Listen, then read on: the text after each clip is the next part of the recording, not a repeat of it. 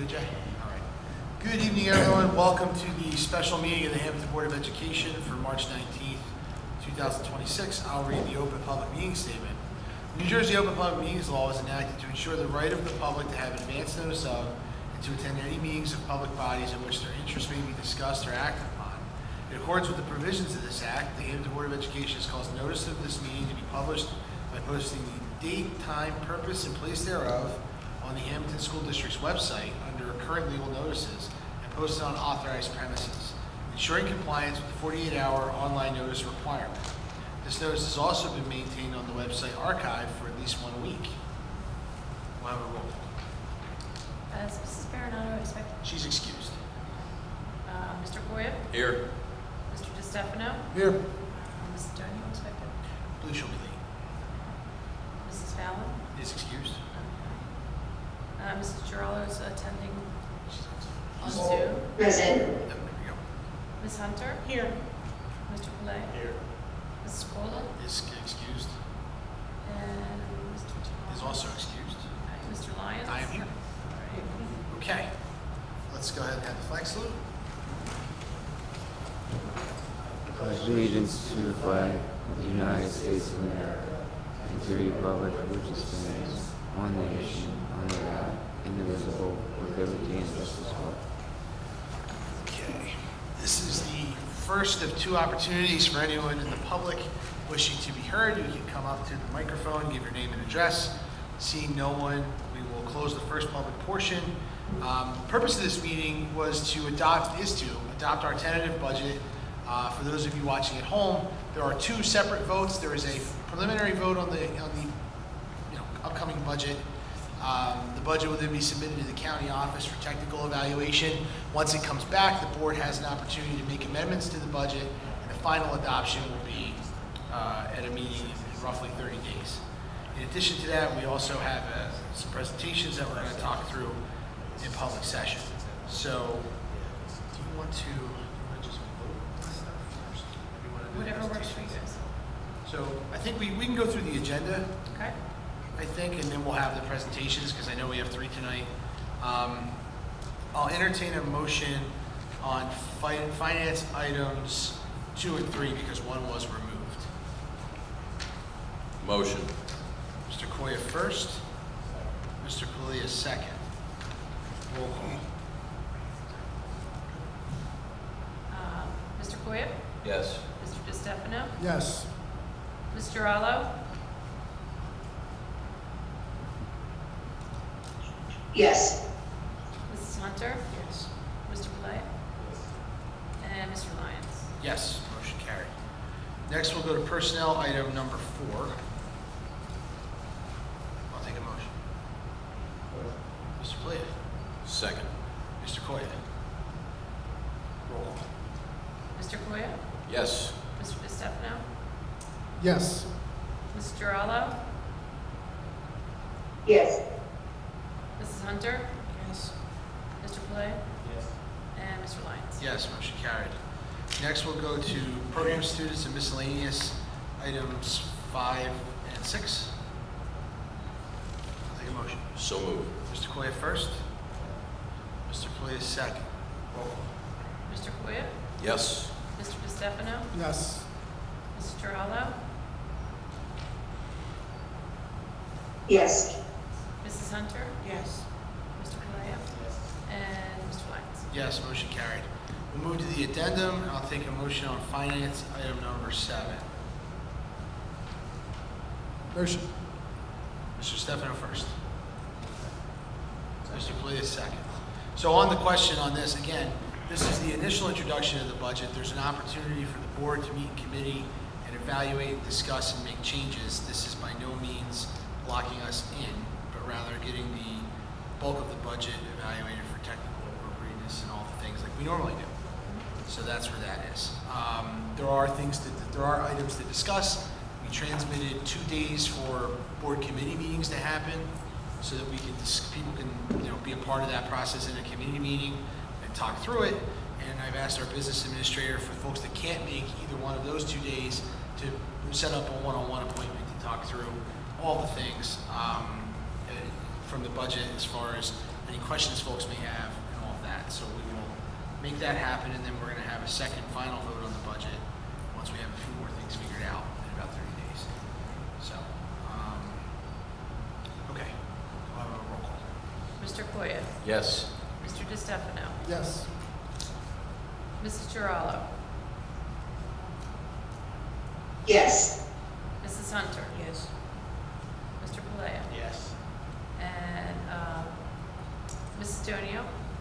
Is this just a roll call? It's roll call on the budget, on the introduction of the budget vote. Sorry, I was. You're fine, you're okay. Yes. Give us a second. Thank you. And Mr. Lyons. Yes, motion carried. And I mentioned we had a couple small items on the budget, one not small being the introduction of the budget. Small items on the agenda. The budget introduction, we'll vote a second time, so we're not locked in. We get another bite at the apple. Okay, so that takes us to the end of the published agenda. Again, we had a board meeting about a week ago, so these are just a couple of small items to clean up. In the meantime, now we have the folks from DCO here to provide us a presentation on the ESIP program. We're having 3 presentations tonight. This is the first one. So we'd ask you to keep that to, 10, 12 minutes if you can, maybe 15 tops. Try to be, okay, you said 15. In that case, that's fine. We run We'll a talk pretty, very quick. it's okay. We run a pretty collegial board here. I would say to the board members, if you have questions, just shout them out. You don't have to wait till the end. We'll just ask them as we go. So I will turn the floor over to you all. The meeting, this is a open public meeting. This meeting is being recorded and will be posted on YouTube. However, the other firms that are presenting in the same space are not here and will not be allowed to sit in while you guys make your presentation. So with that, come on up to the microphone. Thank you so much for having us tonight. My name is Phaedra Laird, and I'm a Business Development Associate with DCO Energy. I have a couple of my colleagues here today. I'm trying to talk into the mic because I know you're recording.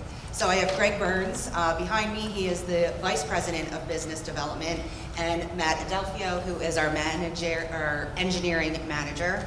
As I said, we're with DCO Energy. We are a DPMC qualified energy services company, or ESCO, and we have done more than 90 ESIPs, or energy savings and improvement programs, throughout the state of New Jersey, primarily with public schools.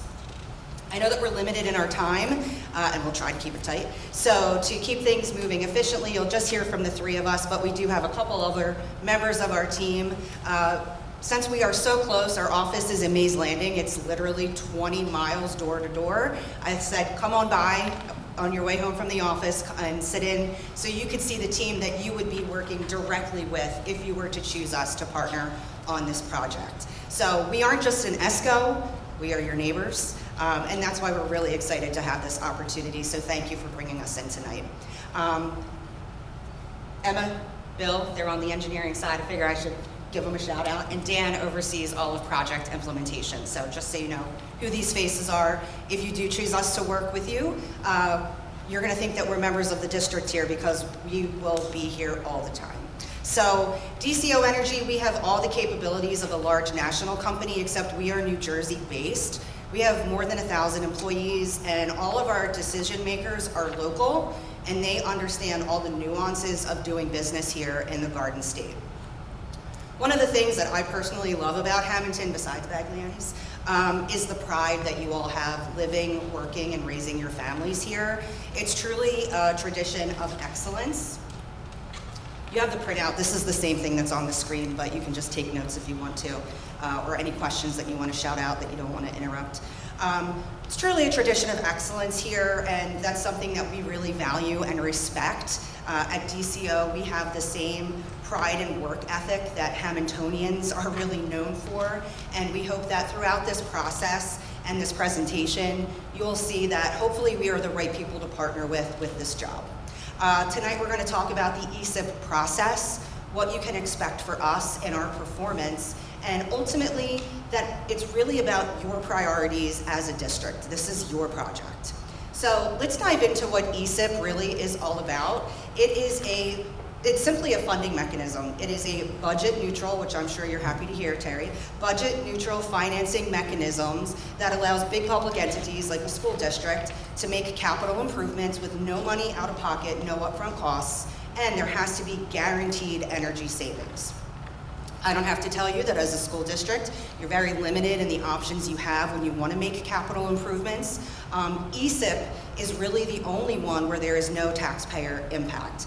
And the great thing is, if you ever consider, say, going down the road to do a bond referendum, because ESIP does tackle a lot of capital facility needs as far as energy related, but it doesn't touch everything. So if you see down the road, maybe you want to pursue a bond referendum, it's really great PR piece really to say, we did everything that we could to be fiscally responsible before bringing this to the taxpayers.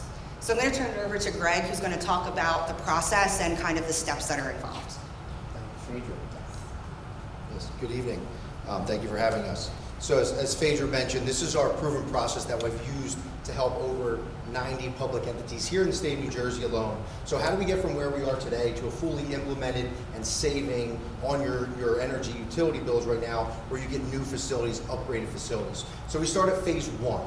So that phase one is where Emma and Matt behind me will be leading up the project development, scoping out the items with Rick, and really having a variety of workshops, understanding the district's goals. We got some previously, but just refining those to make sure we're really addressing what Hammonton Public Schools wants to see achieved. So we'll go through phase one, we'll develop what's called an energy savings plan. So that's a massive document. Then once you pick the scope of work, it becomes a massive document. We have to submit that to a third-party engineering firm that has to review and approve it, and then the New Jersey Board of Public Utilities also has to review and approve it. Then hopefully we come back into another public session like this, we present what the project looks like for you, and then we execute the implementation agreement. So that's where we move forward into construction. So once we're done phase one, we enter into phase two, where you do two things. It's financing the project now, and then working with our operations and maintenance team and design team to design the scope of work you select. So you can finance an ESIP in two ways. One is an tax-exempt lease purchase. ESIP law allows you to extend financing to 15 years or 20 years if we include a piece of technology called combined heat and power.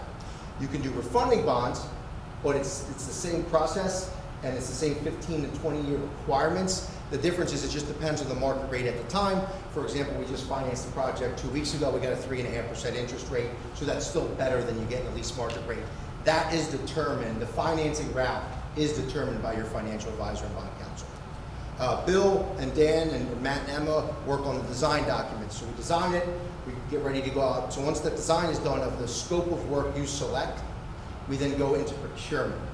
The one part I want to highlight on procurement, or phase three, is the only contract you have is with DCO Energy. So we become your general contractor.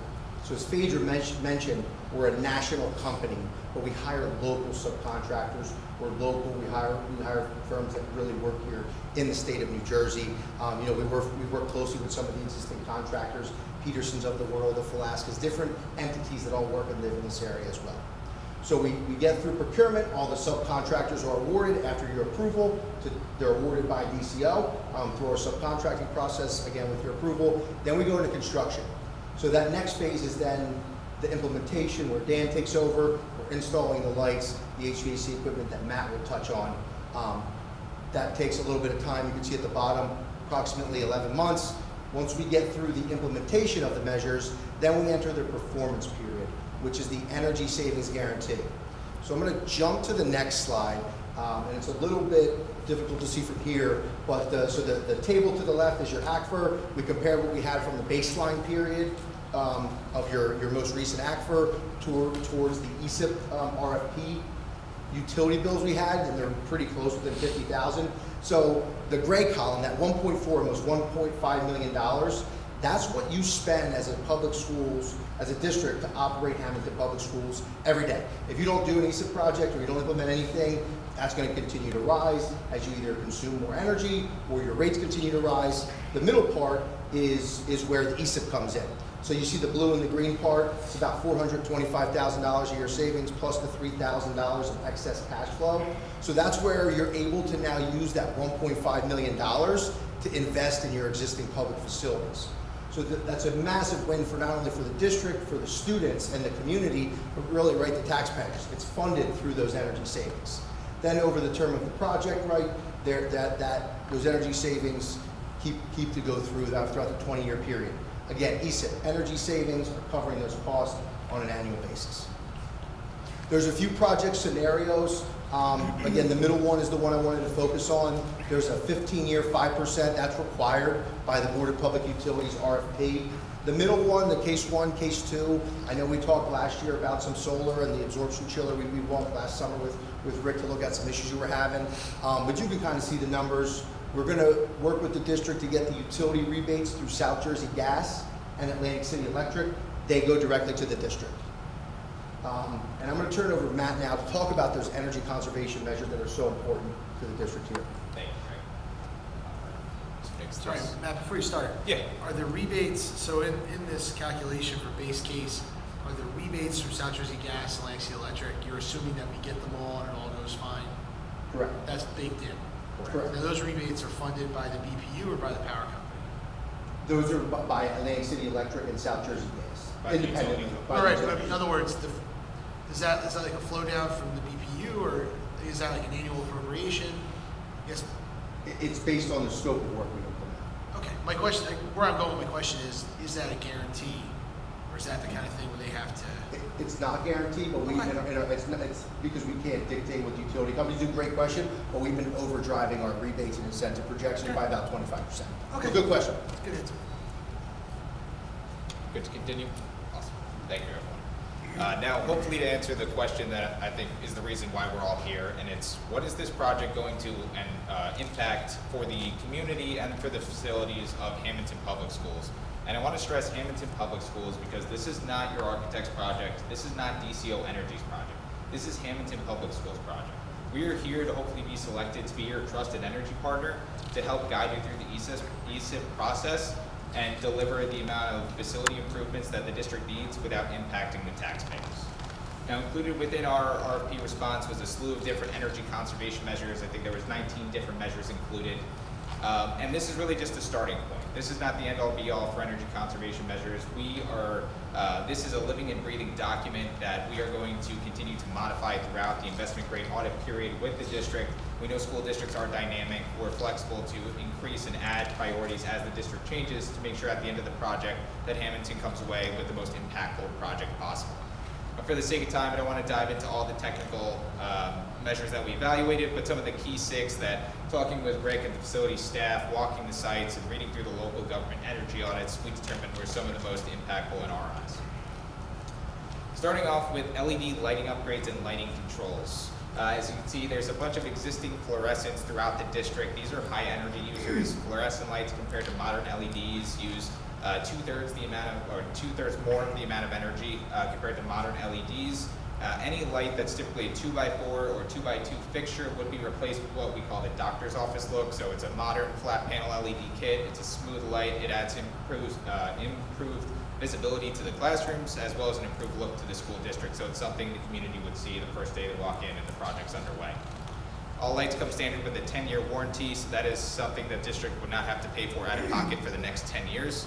There's also attic stock that's included. So if a light were to burn out for any reason, the facility staff would be able to go take a light out of the attic stock, replace it, ship it back to the manufacturer, and get a new one free of charge. Next is the absorption chiller plant conversion with dehumidification. I know that is a lot of words, but this absorption chiller plant is something that DCO has brought in previously in the summer to take a look at some humidity concerns within the high school. So this absorption chiller is a very technical piece of equipment. It really does 3 things. It provides the heating load for the building, the chilled water, which provides the air conditioning to the building, and it also supplies the domestic hot water. This is one unit that does 3 different processes. So there's one point of failure if this unit were to go down. It proves a difficult impact for the facilities to try and maintain and operate this unit.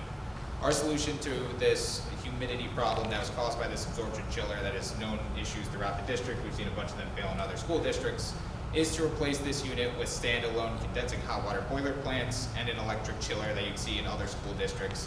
This provides an improved redundancy, so you don't have one sole unit, as well as serviceability, so you can have a common technician come serve all the same school districts. You don't need specialized technicians for this absorption chiller.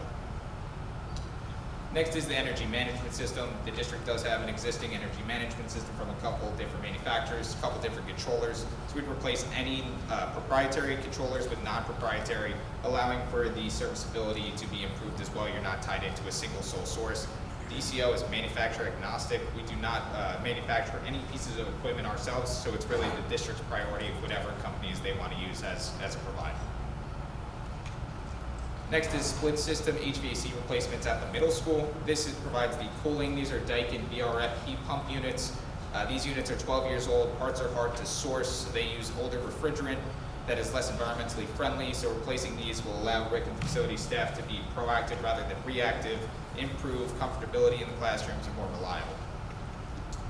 In addition to that, those units only do the cooling. They do not do ventilation. So these heat recovery units, there's 6 Greenheck heat recovery units at the middle school. These provide ventilation. If these are not functioning properly, they bring in hot, humid air, make the classroom feel sticky, decrease the learning environment because you're uncomfortable in the space.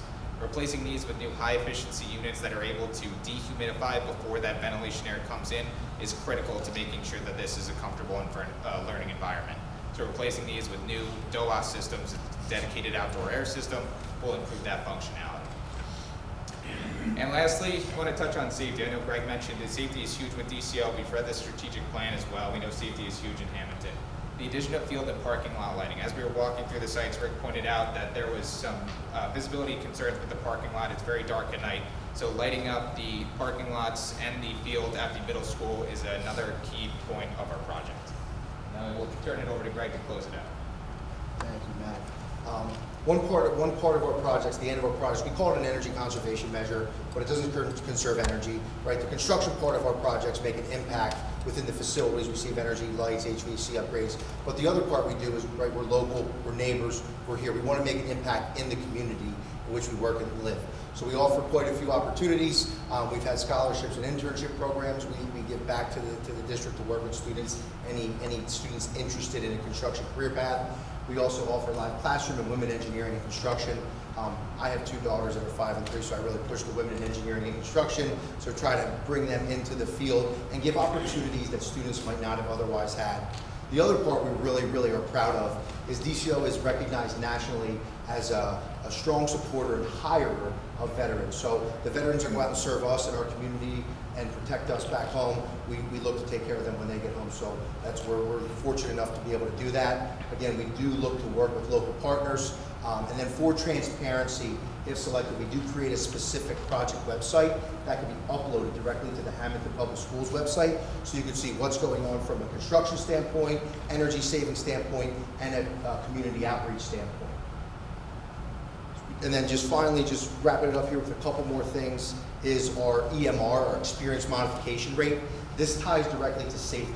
So the average score for EMR of a good firm is 1, or half of that. So it's like golf. The lower the score, the better. So we are in a pretty good standing. You can see the top 4% in the country for this. So it just relates really to the safety aspect of it. You can see how much the experience we had implementing ESIP projects here in the state of New Jersey. And we're really appreciative of that. But we've been successful because we've been able to listen to our clients and take care of them and develop meaningful partnerships. A lot of these are pretty close and local to the area. But I just wanted to sum up our presentation and end with a quote here. Coming together is a beginning, keeping together is progress, and working together is success. And I hope this is the beginning of a successful partnership between Hammonton Public Schools and DCO Energy. So I really appreciate the time this evening. If there's any questions, we're more than happy to answer it. Thank you all. Thank you. Questions? So I guess one, just somewhat short. Out-of-pocket cost for the district, upfront, out-of-pocket cost. $0. Yeah, so No bond counsel, no, you're gonna pay for my attorney to look at your contract. so I don't pay for anything? So the way it works is the IGA is the investment grade audit is a $0 break fee. The bond counsel and all soft costs get modeled in the project, so you don't get none of the professionals get paid until the project finances.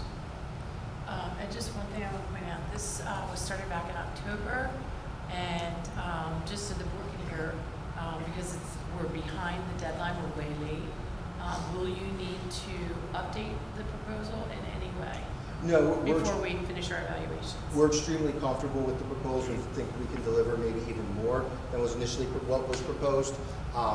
I think some things have changed in terms of interest rates from previous and before, so I think we're in great shape. So we're more than happy to keep it, and everything would be obviously cleaned up. And we would, in the IGA, the investment grade audit, that's where we would really refine this RFP response and give the school district and the board what you want as a public entity in terms of upgrades. Can you explain that again? What started in October? So their proposals, I think, are dated from October, and because of the change in the business administrator, this was kind of put aside. So there is a timeline within their proposals in the RFP packet. Because of the delay, we're off that schedule. So I just wanted them to either say they needed to propose before we do our final evaluation of the proposals, or if that proposal stands. Okay, questions? Looks good. Thanks for coming out. Thank you very much for your time and Thank you. opportunity. Appreciate it. Appreciate you guys. Two things before you start. One, the board's we're in open session. It's an open public meeting. It's being recorded. It'll be broadcast on our YouTube channel. So just so you know, we're evaluating the proposals in public. But other than that, you take about 15 minutes and have at it. Happy to hear. All right. Yeah, well, thank you so much for inviting us here today. We appreciate the opportunity to present. My name is Joshua Smith. I work for ABM as the Regional Account Manager. I am Tim Kernan with Colliers Engineering and Design. I'm a regional manager. I'm Tom Bryson, I work for Tim. Yeah, so I'd like to open the discussion by saying congratulations. This district is really well run. So I applaud everyone here in the efforts that you guys have made towards the work that has already been completed. I think when we evaluated this opportunity, we look at the strong leadership that's already been in place, the decisions that you've made on the facilities side. We took a look at your strategic plan and really looked at how you're looking to engage with your students, safety and security of your facilities, and the focus on financial responsibility. And I think that this program really is a great parlay into some of the work that you've already done. I think the goal for us is to really understand the board's goals in doing this project and to help you really achieve those goals. And my job is really to help you define what this program is. It's the district's project. It's not ABM and Colliers' project. We want this to be something that's beneficial and transformative for the district. You define what the programming looks like. We just want to be here to help you fund it and to execute it. So with that, I think I'd like to start with some of the unique approaches that ABM takes in evaluating a district and how we think about these projects. Everyone can go in here, we can tell you, light bulbs, boilers, equipment. The good news is that your district is already in really good shape when it comes to that stuff. You've done a lot of work. Your solar field has really isolated the impact that grid tariff increases have had on other districts throughout the state of New Jersey. We look around the facilities, they're in great shape. Your facilities team does a fantastic job. So what are some of the other things that the district may want to bring to the table that I think ABM is a great partner for? When we think about how to transformatively impact a district, I think about things that benefit the students and the faculty and helping them learn and grow into the jobs of tomorrow. So what we do that I think is a unique opportunity for a district like you to partner with a team like ABM and Colliers, it's really focus on the programming. So what does that mean? We want to help you fund STEAM labs, robotics labs. We want to help you build out programming for students, whether that's a coffee shop and a barista POS system that they're learning how to manage cash flow and do transactions. We want to work with you on building vocational programs, whether that's nursing, vehicles, maintenance, whatever it may be. Our goal is to help you achieve the goals that you're looking to get out of the district, right? We do a couple of other things that we've worked with throughout the country on districts and specifically New Jersey. We like to think about spaces and how they're being utilized. So whether that's making reconfigurable classrooms so that we can kind of take spaces and turn them into different usage cases, giving community spaces for students to be able to come here and hang out, right? Spend time here, video game labs, after-school activities. How do we fund those programs that keep the students here really engaged and really active in the community? The other piece of that is how can we bring the local community businesses and programs that you have here and build a pipeline to keep those students in the district, right? We want them to graduate from the district, but hopefully we can keep some of those students in the district, growing, raising families, being a part of this community. So we work a lot with union leaders and partners that we do a lot of our work with on building vocational programming to basically set those students up to stay here. We want to work with the local communities and businesses within the community to say, what are your needs? What are you looking for in your students coming out of the high school experience? And how can we train them, right? Jobs of tomorrow, jobs of today, it doesn't matter. You tell us what that looks like, we help you build it. You know, I have 2 projects that we're doing in Pennsylvania. Pennsylvania is a really interesting state right now. Pennsylvania has what's called school choice. And what that means is that the dollars follow the student, they don't stay in district. And so they're losing a lot of students to what's called cyber charter, or to charter schools in plain English, as well as other districts. And so we've worked with 2 districts in the state of Pennsylvania on building the programming with a goal of retaining or attracting new students. One of the programs that we did was in Menneson School District in southwestern Pennsylvania. The whole project was $18 million, $11 million of which was spent on this programming thing. And we basically said, hey, if you can attract 5 more students that you have lost to cyber charter, bring them back, it would pay for the $11 million project. That was last year. This is the first fiscal year. They had 120 students that were out of district and cyber charter. We brought 45 of them back. And so I bring that up because we have an expertise in helping you build these programmatic things, attracting students, keeping students here. It's really important for the district to think about that now, and in the future, things may change. We don't know what the environment and landscape is going to look like in education in the state and nationally, but we can help you plan for the future. So our goal is to really build the environments that support the outcomes that matter for the district. I want to kind of now parlay into why ABM and Colliers. So we have a really strategic alignment on how we think about our clients and our relationships. We don't want this to be a one-time transaction. We look for partnerships. That's our goals. I will be completely honest. ABM sells other services, maintenance agreements, service contracts, custodial, all kinds of different services. I want you at the end of this project to say, Josh, we had such a great experience. I want you to kind of come in and tell me more about what you can do. So with that long-term mindset in place, we're looking for partnerships. And in partnering with Colliers, they are the same way. And that's why we've come here as a teaming agreement in a goal, right? They would be our engineer of record. We would be the ESCO, but this is the team that I think would like to be here long-term. And so we don't look at this as transactional one time. We're going to do a project, and then we're never going to see each other again. I'd love for this to be a long-term partnership and for it to start now. And team with other existing partners. Yes, yes. So that's the other big piece. Our goal is to always utilize the vendors and services that you already have in place. You got a mechanical person that you really like to work with, great, we want to use them. You've got an electrician that you like to work with, great, we want to use them. Any services or existing vendors that you have within district, I want to use your people. We're not going to dictate who to use, what to do. If you don't have somebody that can provide those services, we're happy to bring multitudes of partners to the table. But ultimately, if you're happy and you like the people that you're working with, we want them to be the case. So on the Colliers side, I want to kind of hand it over to Tom so we can just give you a little bit of background on Colliers. Yeah, sure. So look, to go forward with an ESIP project, you really need 2 components. You need an ESCO, an energy services company, and you need an engineer. And what we do is we engineer public works projects. ESIP projects are related to building improvements and building systems and controls and all of this kind of stuff. That's our bread and butter. That's what we do. Whether we're working in an ESIP project or we're working for a public school district through the summertime to replace boilers, it really makes no difference to us. That's where our strength is. That's what we do every day. So while ABM is a huge company, $8 billion a year in annual revenue, I mean, they're gigantic compared to Colliers. They don't really need adult supervision, but we like to consider ourselves sort of their adult supervision in how they move through the K through 12 public New Jersey, environment. It's they're a international company.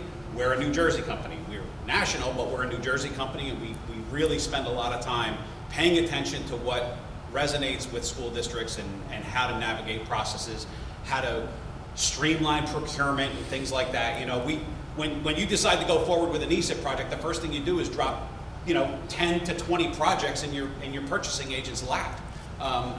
We get that, and we have a documented track record of success in scheduling and planning and ultimately implementing those projects with a lot of success and happiness from our clients. So I know Tom was gracious enough to talk a little bit about ABM, but we also have a local presence. So we work with a lot of school districts and higher ed clients within the state of New Jersey. We have about 5,000 employees in the state of New Jersey. We manage Newark Airport. We manage Red Bull Arena. We manage the Prudential Center. Right? We do facilities 24/7, 365. That's what our business is. So while he did say, yes, we are a big multinational company, we do have a very local focus. We work with a lot of districts nearby. We work with Kane University. We work with all those clients that we talked about. So we have the expertise here in state. But the nice part is we also have those niche expertise, right? We have a client or a team that focuses specifically on correctional facilities. I know that that's not something that you need, but some counties or municipalities do need that stuff, and we could draw on that expertise. So anything that you're looking to implement, we probably have someone on staff who's already ready and able to do that work.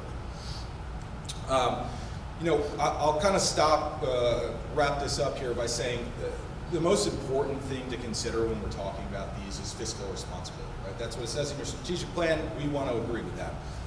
We go after every grant, rebate, and incentive dollar available.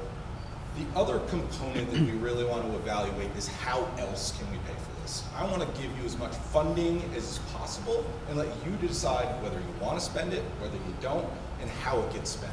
I looked at your ACFR from 25. The district is in really great financial shape, $28 million of net surplus in 25. You got a great number from the state aid, 5.5%. So it looks like the district is in really good shape. That said, I've evaluated some of the stuff that we look at. I expect that I could make $27 million available on day one. And I'd love to explain to you how. Now, you don't have to spend that, but I can make it available to you. The other part of this that's really interesting is how do we generate revenue, right? There are strategies that we can implement throughout this process to help the district generate revenue with your existing assets and your existing asset base. That's something that we specialize in as well, and we're doing throughout the country. It's really proven to be beneficial to a lot of the districts and municipalities that we're working with today, and we'd love to explore that option further with you. With that, I would say that we're happy to take any questions that you might have and go through any additional comments. Questions? Carrie, do you have a question? Right, I do have one question, just to clarify.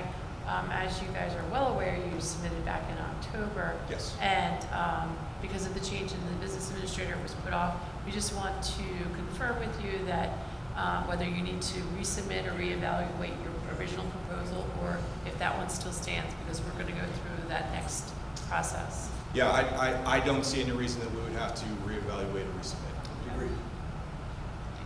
Thank you. You said you can get $27 million in funding on day one? Yeah. How? I would love to disclose that with you and discuss that with you in a closed session meeting. Close the session. Look, I wrote it down. Follow up. Okay. So this ESIP, if we were to do it, out of pocket for the district? Out of pocket, how much would it cost the district out of pocket to look at the measures that we've responded to in the RFP? Correct. So our proposal right now shows $1.9 million as self-funded measures. So no dollars out of pocket. Okay. Yeah. Thank you. Okay. Well, I thank you all for participating, and thanks for putting in Thank the you so much for proposal. the opportunity and the time. Yeah, thank you, everybody. Thank you. Yeah, so we're going to resume the regular meeting here at 6:50, and we'll have our last presentation on the ESIP program from Honeywell, so the floor is yours. Great. Hello, everybody. Thank you so much for having us today. My name is Caroline Jackson, and we prepared our presentation to review our RFP response. I have the team here. I'm going to introduce them in just a second. There's a lot of information. I'm not going to go through every slide line by line, but I want you to have some backup information. We're going to do an introduction, a review of our financials, some new programs that are out that we are coming, and we put a placeholder in, but now we have the actual figures and numbers. The good news about, taking a little break and looking at the project. And then I did put some information in the appendix for you as well.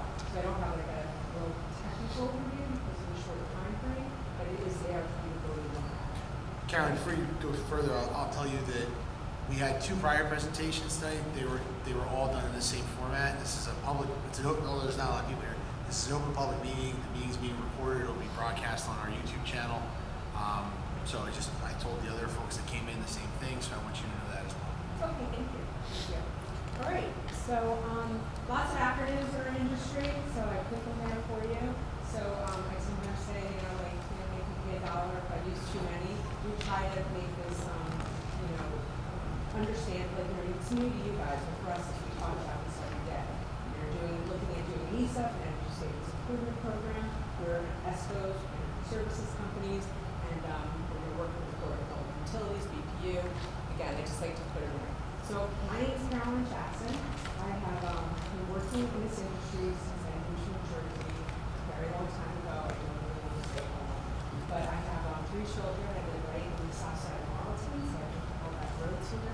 And I love what I do because my job is to help and listen to school districts, to hear what their needs are, to understand their priorities, to help them implement these programs.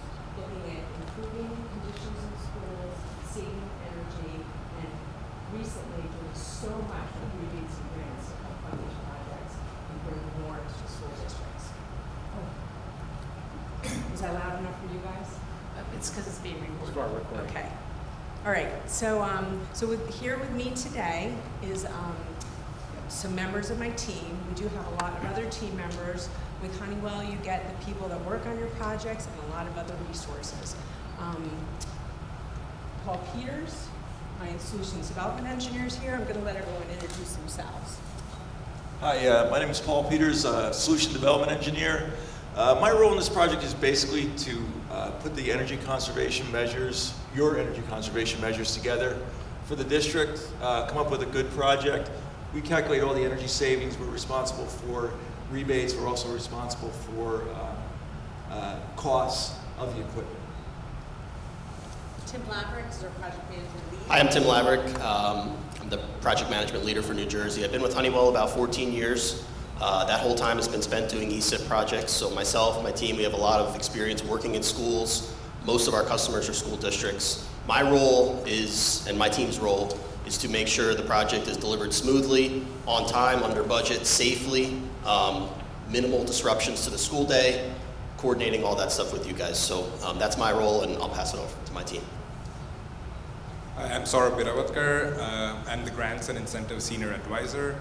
So I have a pretty unique role where I track down incentives and grants, but also help with navigating policy for the state and nationally. I impact national projects, and then I also find all kinds of changes in the market. So we want to be ahead of everything else that's going on in the market. So try to change internally and externally using these different programs. So I'm trying to bring some additional services here, and this project is very unique, and we just wanted to get all the best possible grants available. So Caroline will get that information. Hi, I'm Alex Herman. I'm part of the project delivery team. My role would be to basically be the on-site representative of Honeywell to help ensure that the project goes smoothly, safely, and to make sure that we stay on our timeline. Thank you, everybody. All right, so we're a New Jersey team. We are all right around near New Jersey, and looking forward to hopefully work with you guys on this project. All right, I think you've probably heard enough about ESIP because you had 2 other projects, but as you know, this is a project that uses future energy savings to help pay for needs today in a holistic way. This ESIP is really good for some of the problems that we saw, and we'll talk to it as we go forward and look at the solutions. Again, this project is monitored by the BPU, the Board of Public Utilities. There's a verification process, so you don't have to just look at our calculations and say, great, that works. A third party would review and verify that to make sure that everything was calculated correctly. Again, this is basically, this is a basic slide. You're basically taking the energy savings, rebates, grants, and investing them today to get a bigger project. So your savings would pay off a debt, right? So you would take a debt for this. But the unique thing about this is you can do a municipal lease purchase or a refunding bond for this, and you don't have to use your capital or take on new debt. You can, because you're basically, that money is already in your budget, you're paying into utility companies. Sure, makes sense. All right, this is just kind of an overview of the baseline projections. We have 2 scenarios for you. We're going to talk about it in a slide. There's the base project, which is what you saw in your RFP, and then there's a RISE-based project, which is a little more energy savings and utilizes the New Jersey retrofit grant.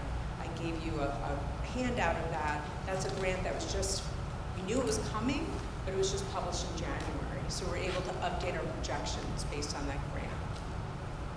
So how does the process work? Where are you now and where are you going? Right now we're in the discovery phase of this. And that's the part where we listen and learn and hear about your priorities to find out what you're interested in doing and how you want to move forward.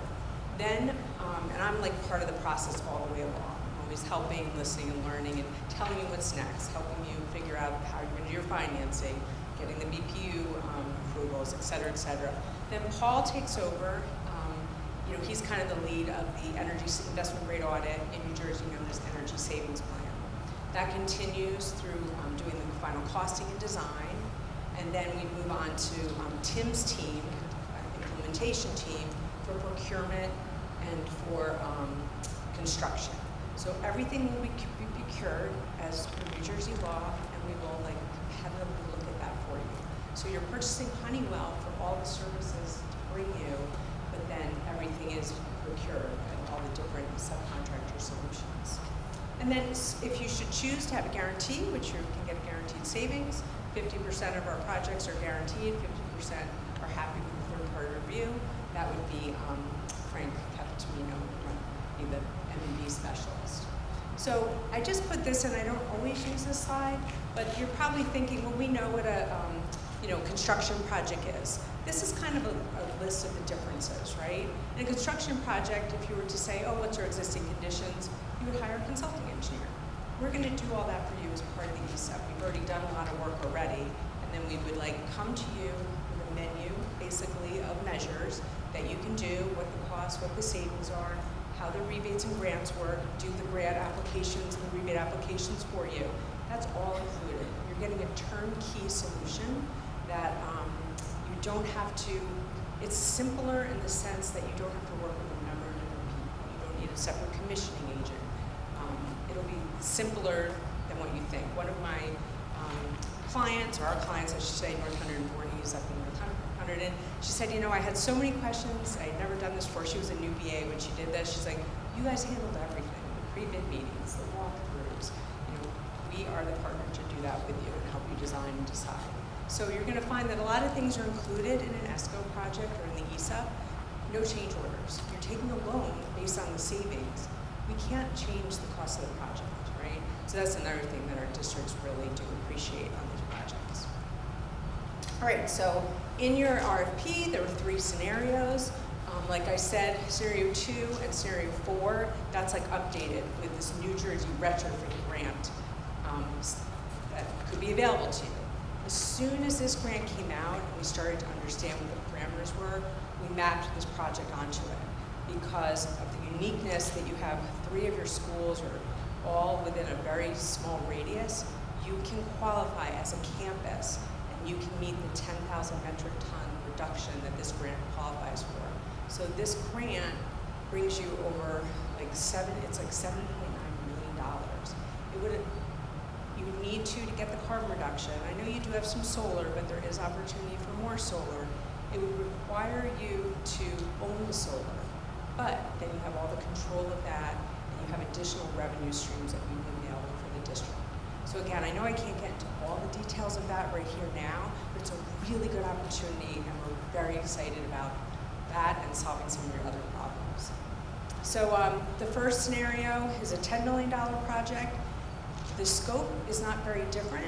I'm just going to talk about the base project and the New Jersey retrofit project. It's just the cost for the owning your panels, but the savings is much higher. And then with the retrofit New Jersey project, you're able to have the SREC revenue go right back to the district. So I'll go over that a little bit more going forward.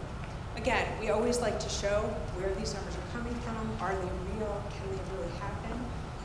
We put you on benchmarks, the little red stars, and then after the project, show where you can go. So you are in the lower tier for your performance and energy, but that's because you have some humidity problems, some control problems, and you're running some dehumidifiers and fans, and there's a lot of things you're doing to make up for the mechanical problems you're having in the buildings. So we're excited about the opportunity there.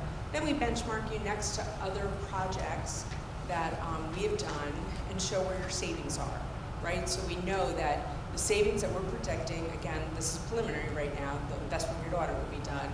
We know that you're in great shape. You fit right in. The benchmarks and the savings we're projecting make sense. Good? All right, so the rebates and grants, again, this is supported by that. We've got, there's a lot of columns here. It's a little bit of a puzzle, but that's what we do. We look at every single program and bring that benefit to you. Prescriptive and custom rebates, rules for like lighting and building management, direct installs and opportunity at one of the ECEC, which is a smaller school. This retrofit grant, like I've been talking about, because I'm so excited that you have the opportunity for that. And there is also a direct pay tax incentive, depending on the timing of the project. That could be an additional payment for you, and total under $10 million. This is more information about the grant. Again, there's very specific criteria. We are one of the first, and we're about to get an approval for Camden County Technical Schools for just under $10 million. So we've already done it, we know what to do, and it is a competitive grant, and there's like a limited amount, but there's enough still. So again, our references speak for themselves. These are just some reports. I know you can't really see it, but just so you know, like these districts, I just did presentations of their final projects, and all their projects, we exceeded what we said we were going to get for the rebates and grants. Again, this money is there for you, and it's so great to take advantage of it. Now I'm going to get into the technical aspect. We're going to ask Paul for some help with this one. But so basically, these are the primary areas where we saw problems and wanted to bring solutions. The first is that you still don't have LED lighting, which is great because that's such a big savings. And that savings can help fund the other mechanical needs you have. Now, in the high school, in all the schools, you do have different control systems in each one, different vintages. You kind of have an overlay, which is looking at some of the older systems, but you're at a period where you're going to start having, the control is outdated and it needs to be replaced, and it's not like an inexpensive thing when a controller for controls becomes obsolete. Honeywell's a manufacturer of controls, but we're not always doing controls for our districts. We're bringing expertise to bring the right programming and savings with these controls. What we saw is that you need some upgrades in certain areas, some standardization and updates in your graphics, and then some control sequences to help with your humidity and condensation problems we're seeing in the buildings. Did you want to talk about the boilers? Yeah. So when we did our walkthrough, one of the things that was brought up was the high school and the condensation issues you're having, and of course the broad chiller. So broad chiller is probably close to the end of its useful life. So our solution is basically to make you efficient plus fix the condensation problem. The way we'll do that is we'll go with chillers, we'll go with condensing boilers, high efficiency condensing boilers, but we're also going to add reheat to all your air handling units. So to help eliminate that condensation problem. In the So and then we can talk about the middle school. So the middle school, you have a Daikin VRF system. variable refrigerant flow. I don't know if you're familiar with those type systems, but they can heat and cool. They're very efficient. The system there, as you probably already know, it's probably at the end of its useful life. There's a lot of issues. We've actually worked real close with Daikin, and we're looking to replace all those condensing units along with controls to basically give you a new system. Better control, better temperatures in your classrooms, etc. So those are the main problems and solutions. There's other things that we will look at in the investment grade audit. Obviously the solar, which I have a couple slides for, looking at domestic hot water. We'll utilize CHP, combined heat and power, which is a green technology and lets you go for a 20-year loan to get more solutions and very comprehensive. The type of problems you're seeing in the high school and middle school are more than just maintenance problems. I know your facilities group is handling it now and making it work and fixing things if they break, but there's some design issues and there's major replacement needed. So this is the perfect type of program to handle that without having to go into your capital. Again, we're going to look at a lot of different things, and there's lots of information in the packet on the different things. In terms of the solar, we verified with Atlantic City Electric that you do have more capacity for solar at the schools. I know you have some solar, and I'm sure you have lots of questions about that. But if you could get this retrofit grant and own your solar, all the benefit will go to you. So we did 2 analyses in our RFP. One is for additional PPA, which would be another $200,000 a year savings. The other is for a solar PV system that was owned, which would be like $300,000. But more important than that would be your SRECs. SRECs are the solar renewable energy credits that are paid over 15 years. If you have a PPA now, all that benefit's going to your PPA provider. If you owned it, it would go to you. So again, you have to have some maintenance and operations costs in there, but it's a really good opportunity for the district. In terms of project design and implementation, so again, we work in schools all the time. We've provided you a lot of references, or some at the end of the pack, or some in the RFP, but we work in schools all the time. We make sure that when we're working in schools, everyone has background checks. We are working after hours, not interrupting. Very important to make sure our project is priced and current market conditions are taken care of. We're buying material where we can with vendors that we might have buying priorities with, bidding it and procuring it for the best way possible. Again, in this process, we're going to prioritize doing applications for you for utility rebates, see about getting this retrofit grant for you, giving you all the opportunities, putting it up, and letting you choose your project. We'll prioritize the bid strategies so that we're doing the things that save energy as quickly as possible. And then good communication. We always have an interactive online website with all the material. There's 2-week look-ahead schedules that can be published to the board, and also gives a chance for the district to know what's coming, and then if we have a schedule change, we work around that, make sure your education needs are always first. We always have an education enrichment program. This shows our commitment to your mission. We're doing a solar ribbon cutting there. Another one at the bottom is a solar workshop where we're teaching some curriculum. We often do, we'll talk with you and see what your needs are and where we can support and motivate your students about STEM careers, etc. Again, you can talk to all our references. We have a lot of projects and a lot of experience in New Jersey, and we're all local. Again, we're really looking forward to the opportunity to be able to dig in more with you, to listen to what your needs are, what your concerns and questions are, and being able to bring, like I said, we can just see this such an amazing opportunity and program for you guys. Is there any questions? Go ahead.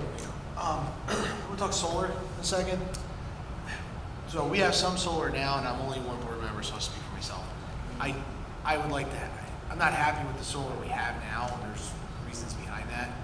Why I'm bringing it up is, in these grant scenarios and these ESIP scenarios, is there a scenario where the district, take the existing solar field that's out front and convert that to like parking lot canopy solar? Like take that out, put in new parking lot canopy solar? Like does that? Or put it on a roof like their slideshow? Yeah. Right. I'm sorry if that's a No, question. I'm trying to think what the answer to that is. You're in a PPA, is that correct? Yes. Yeah, so the PPA is structured where, how many years has it been in place? About 5 years? No, it's been 3 years. Yeah, so they've structured your, Up and running. yeah, they've structured the PPA in a way where they need a certain number of years to be able to get their payback. So they have in your PPA contract will be a buyout, and you can look what that is and then determine. Like, you know what I mean? Like it's not necessarily not doable, it's just you have to look at all the intricacies. Nice. And again, we all do the same thing when it's an RFP and we don't have the information right from you. We kind of look at the maximum. There's also smaller programs where you don't do solar, but you know, you can minimize, you can make this smaller and not do solar, but it does give you lots of opportunities. That was my follow-up. In other words, in your opinion, do you feel like an ESIP project for this school district works financially if there's no solar component in it? It would just be a smaller project. You have to pinpoint and look at what would work, you know, because you have the lighting savings, which is great. The thing with solar that's so attractive right now is that there's money to help you with this Retrofit New Jersey grant, and that the cost of utilities are going up at such a high rate. Anything that you're producing or have solar and have a lower rate, like protects you from those increases. Like if you own solar and we're paying 0 cents per kWh, what do we say, they were 14 cents about now? Like that's a big chunk that wouldn't be going up 10% every year, right? It would be 0 for the next 20, 25 years as long as you own that solar. So again, we'll put it together, we'll put it in spreadsheets, we'll go over the options with you so you have the right information to make the best decision for Hammonton schools. That's time. Yeah, great. Other questions? I just Question for this gentleman here with the Daikin units you mentioned over at the Hammonton Middle School. What is your proposal for them? You had mentioned change the controls and the condensers. Yeah, so when we walked the school, you know, we were basically, can you hear me? Yeah. So, I need you for that. So when we walked the schools, we were basically told that the condensers were failing. Correct. The units are, I think they're close to about 15 years now, basically at the end of their life. But your infrastructure is good. All the piping, you know, is in place. The classroom units are in place. So our proposal would basically just change out the condensers. So that'll do 2 things for you. One, it's going to give you another 15 years, but also you'll go to the global warming potential refrigerants and new refrigerants out. So that's going to be a bonus, and that's going to help us getting more rebate money for you. Whether it be rebate or grant, that's good. Or grant money, I should So say. you guys don't think it'd be beneficial to, instead of those Daikin units, to use what you're recommending for like this building, the big chiller and boiler? Or no, because we already Yeah, I mean, you're looking at a lot more infrastructure you'd have to put a hydronic or a water type system in. Yeah. Into that, you know, into that building. Paul, I think too, when that was originally put in, that was one of the first systems, right? Like, didn't we talk about that when we came, like? Yes. Yeah, So I just know they're a constant issue, those Daikin units. Yeah. They're always breaking, there's always one down and waiting on parts. There's only so many people that can work on them. That's cool. Yeah, like you had said, you need, you know, certain technicians. You can't just get anybody. And part of that is the price of technology, it's the price of efficiency, you know, make us to you know, do the mandates that, you know, we're mandated to do, become more efficient. Sure. You need, you know, technology has to be advanced. Okay. So that is an issue. In the case of the high school, you know, the absorption chiller that you have there, doing heating and cooling, was a good idea, but it turned out to be not a great idea. Right. So we want to kind of, you know, but you're at the high school, your infrastructure is there, your hydronic infrastructure is there, so it would kind of be, you know, easy because we do have a chill water system, we do have a heating system Right. that we can connect into. I think the technology is just getting better and better, and it's more predictable. So by going to this next generation, I think that's going to be probably your best fix for that school. All right. Thank you. Based on the resources that we have. I have a question. Go ahead.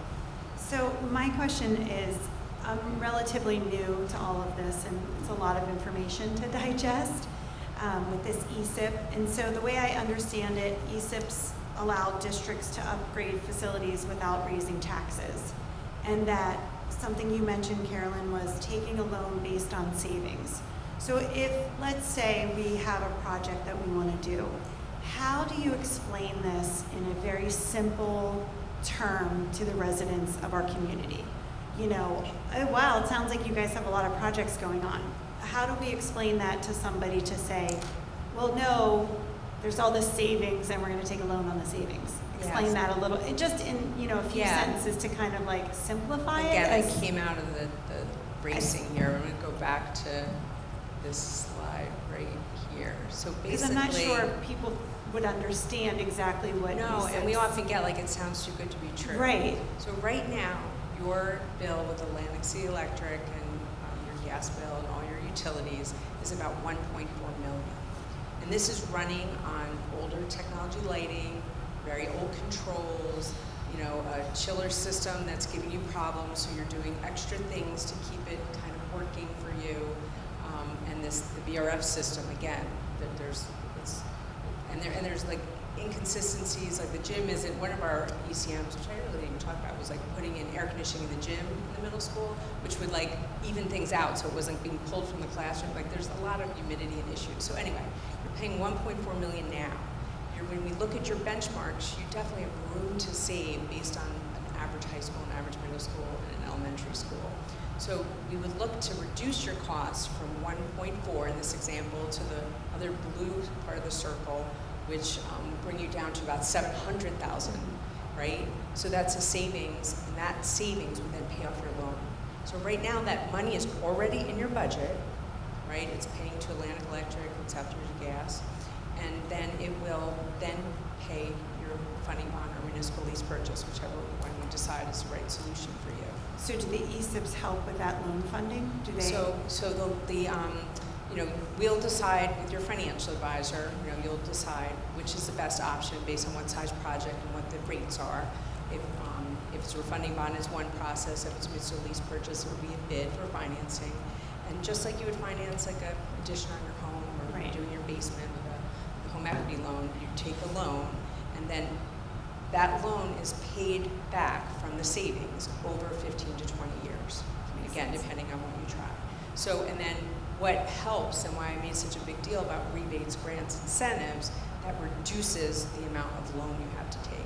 Or it's like a down payment. Like year one, we're gonna get the rebates, we schedule a big payment, so you're not paying interest on that for the whole time, right? So we're trying to use those rebates and grants, which are programs that are, a lot of them come from societal benefits charges or in your utility bill. You pay for them a little bit every time you pay your bill. Everyone can look at their bill and find that line. And you're basically, that's where that money's coming from, and it's to make things more efficient. They want to incentivize you to make things more efficient. So, so that reduces the amount of loan you take, or it lets you pay it back quicker to have less interest. And last question, and maybe this is for Terry. If we enter into a partnership with an ESIP, what is the term? Like, is this a 3-year partnership, 1 year, or is it just project by project? How does that work? If we It's through the life of the project and through the whole savings. Like, so if it's a 15 years or 20 year, you're basically, they're our partner for that entire time. And again, it's like usually what happens is we're very active during the development of the project, during the construction of the project, then during the measurement verification period. If you just select the guarantee and move over that.